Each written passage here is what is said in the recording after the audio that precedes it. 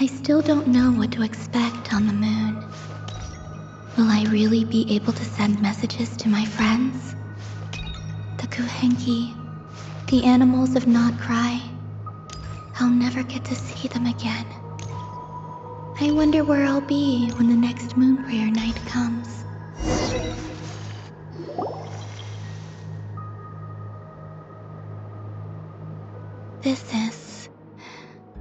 This is where the people of Hyperborea used to communicate with the moons.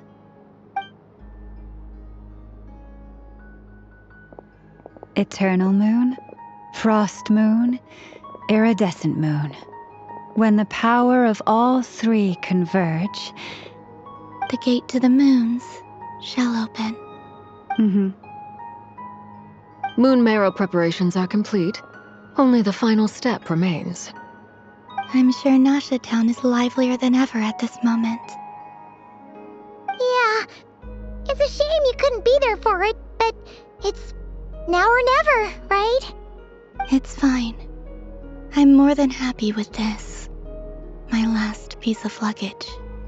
My only piece of luggage.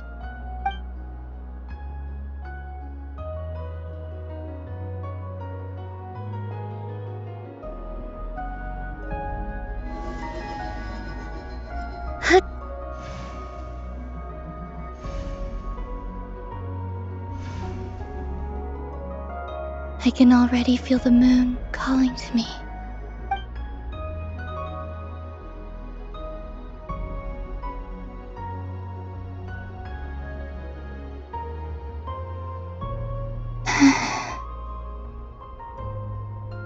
Your home lies on the far side of this light, Columbina.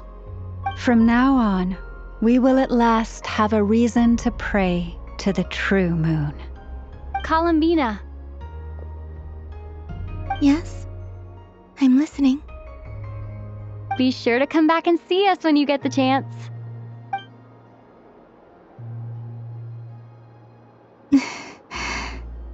Of course. But if that chance doesn't come, then remember that you have friends on this planet. People who will miss Columbina. Yes, I will. Thank you for everything you've done for me.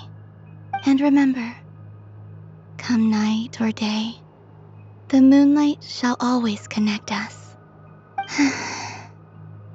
Well then, farewell, my friends.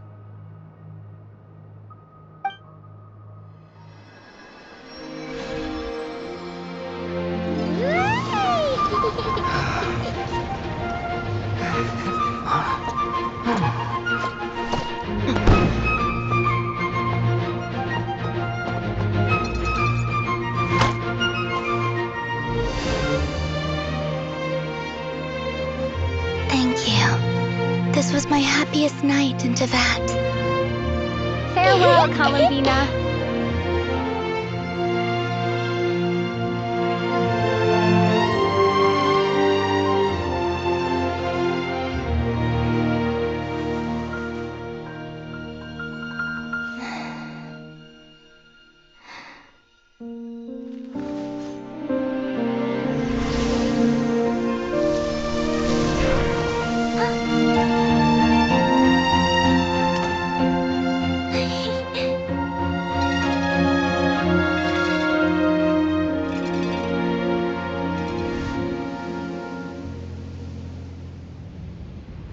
The moon really is closer than ever tonight.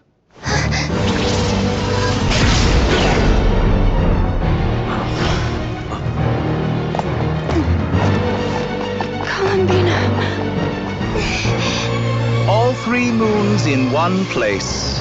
Time for one final experiment. Reason, life, death, time, and space.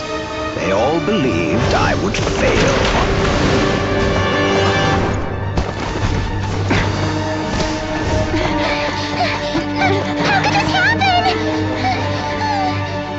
But Teyvat's primordial power never did belong to the throne of heaven. And now, they are mine.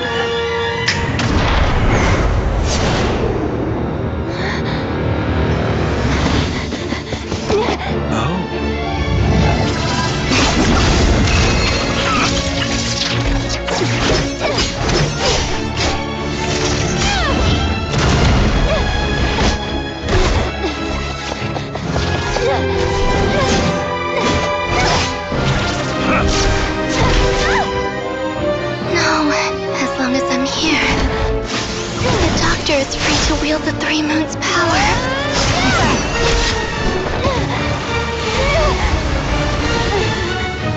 It's the only way.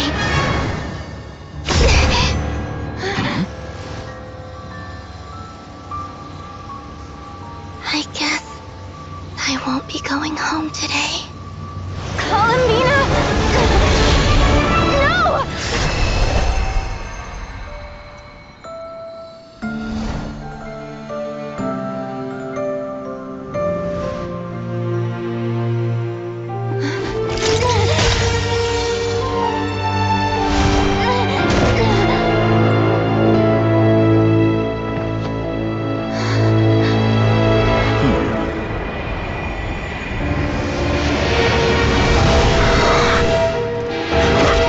Stubborn world, do not try to control me!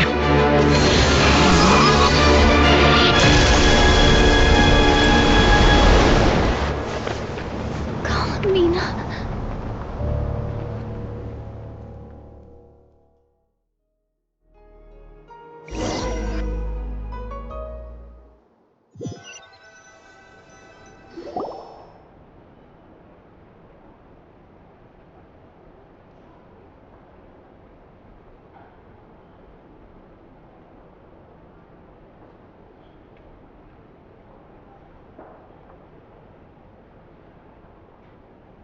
Are you all right? Do your wounds still hurt? I had someone prepare a little medicine that could prove effective. Take it if you need to. In that case, let me relate the contents of the call we made to Alice after the incident occurred. That Dottore is a crafty one. He distracted the Hexenzirkel by creating a huge fuss at Tevat's borders. I'd assumed that the cause was an abyssal intrusion from the outside world, which in fairness is a rather common occurrence. But after learning that you managed to influence the phantoms in Nodcry, I realized that perhaps this interference could have come from within Tevat instead. But we weren't able to change their fates. True, you couldn't change how their stories ended, but you did build some variables around yourself. Variables? Yes, things you heard that you could not otherwise have learned, ideas that would otherwise have never crossed your mind. All these things are variables. Of course, most variables usually pale into insignificance with the myriad of possibilities floating around. But the moment you start treating them as building blocks and intentionally stacking them, that changes things. That's what Dottore did, and it's how he created the necessary conditions so that when you activated the portal tonight, it played right into his plan. However, we have no way of knowing exactly what he did. Yeah, we also need to ascertain Columbina's status. And that about sums it up. As I suspected, Dottore has disappeared completely. If it's any consolation, he wasn't able to control Columbina as he might have wished to. Oh no! What? She did what? All we saw was Dottore appeared and used some kind of power. The next thing we knew, he and Columbina were gone and you were falling into the sea.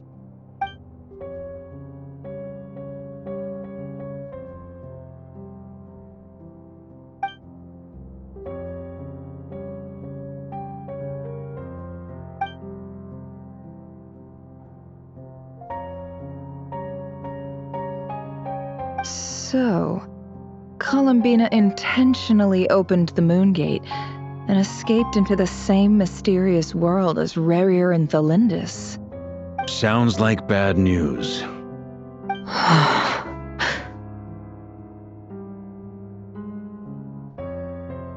Seen in that way, the trilunar syzygy and Revere's emergence, Dottore might have been pulling the strings in both cases.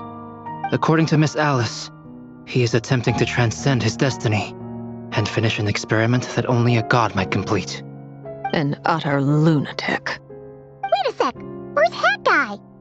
Seems like he'd want to be here for this. He took off with a Dodo communication device after we spoke to Alice. He said he had a hunch that he wanted to investigate by himself. The look on his face was terrifying. I've never seen him like that before.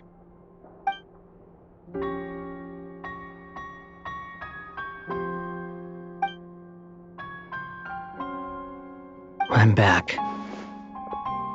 Hat guy! I went to look for the Hyperborean phantoms again. I think I've gotten to the bottom of it. I got them to talk to Nicole on the other end of the communications line. Turns out, the history they describe is different from how Nicole remembers it. Really? But how? Surely Nicole can't have been wrong. Because the phantoms are the ones who are deceived. They speak of a savior who appeared in their history. One who never should have existed. This savior promised to create a new moon within the false sky, and even bring back their moon goddesses. Foolishly, they believed in him, and told him everything he wanted to know about the moons. It's obvious that this was Dottore's doing. Now you mention it, the first time we entered the Hyperborean ruins, we heard the phantoms discussing their history, and I remember Nicole commenting that something sounded a little strange. But Dottore shouldn't have been able to get in there in the first place. He didn't. Nicole said that this was an anomalous state triggered by disruptions in the causal connections between phantoms from the same era. The variables that Dottore put in place were substantial enough that they even affected phantoms that he never met. So it's not that their memories were unclear. They'd been tampered with. That's exactly the possibility Dottore was trying to manufacture. He turned these variables into knowledge and engineered the situation so all that knowledge would fall into his hands. Then, he harnessed that knowledge on Moon Prayer Night to truly create a false moon. How is that even possible? To be precise, he exploited a weakness in the way the spell works. The spell senses Kuvaki to detect the moon's location. So, as long as the false moon more strongly resembled a moon than the frost moon beyond the skies, the gate would teleport Columbina to the false moon's location. In other words, to Dottore's side. Once he had her under control, the teleportation spell remained active, and he manipulated her power to seize both moon marrows. At that moment, the moon marrows disappeared right before our eyes. It was already too late, even as we were leaving the ruins. By then, Dottore had already amassed the power of all 3 moons. So, where does that leave us? What do we do now? I'd certainly like to know what Her Majesty thinks, now that the concerns I expressed to her have come to pass. But we cannot simply sit and wait for her to decide the matter. And in any case, it is not the Fatui Harbinger Damselette who sees us as her friends, but rather Columbina Hyposelenia. If, even in such extreme circumstances, Her Majesty will not lift the prohibition on Harbingers drawing steel against one another, then I will do as my heart demands. I will fight as Peruware instead. Oh, Arlecchino! Time is short, so I'll make the first move.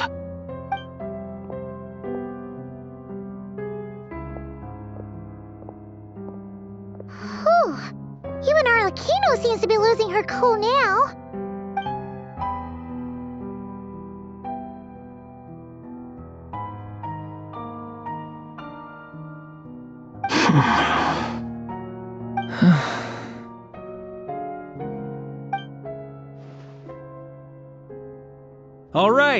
All right. Lose those dejected looks for a moment and let me get a word in. It looks bad, I won't lie. Very bad, in fact.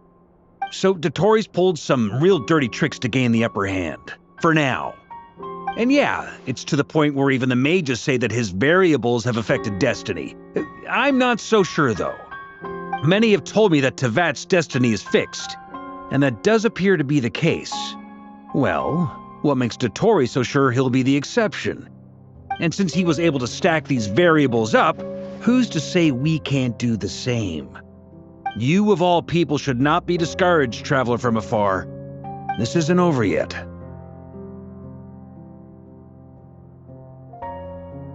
And you're not alone in that. Everyone here does, whether they've spoken thus far or not. But none of us are the type to sit back and wait for the sun to shine again. That's exactly how a knight should roll. If they knock you down, you get back up and get back in it. Don't forget, Honorary Knight, you're a legitimate member of Mondstadt too. Mark is right. This is far from over. Dottore's already way overdue a butt-kicking given his past shenanigans. And after this, he's earned himself a double dose. That's what I'm talking about. How's everyone else feeling? I'll use Kuvaki to investigate Columbina's whereabouts. I am not ready to give up either. Leave the intel gathering to me. Whatever happens within Nodcry's borders, when the Curatorium of Secrets wants to be in the know, we always find a way. Aino and I will do all we can to support you. We will attempt to reverse engineer Dottore's actions and seek a breakthrough that way. Alice and Nicole are busy dealing with an emergency at Tevat's borders, so they can't return just yet. But they're both very angry about this. They've asked Albedo and me to act on the Hexen Circle's behalf and do everything in our power to fight back against Dottore. Are you ready then? We're going to have to conduct a lot of research, even in the early stages. I'll do my best. As for me, I'm pretty familiar with Dottore's way of doing things, so I can try to predict his next move. I'll help with your investigation. Nice! Looks like we have our basic division of labor. I'll get in touch with Flints and Itlua, get them to have a chat with their Starshiner. It couldn't hurt to bring the Lightkeepers on board as well. At the same time, I'll pass on instructions to the Knights present in Nodcry to assist the Lightkeepers and other organizations in ensuring the safety of those living here. Yeah! We'll show him! That's it then. Good luck, everyone.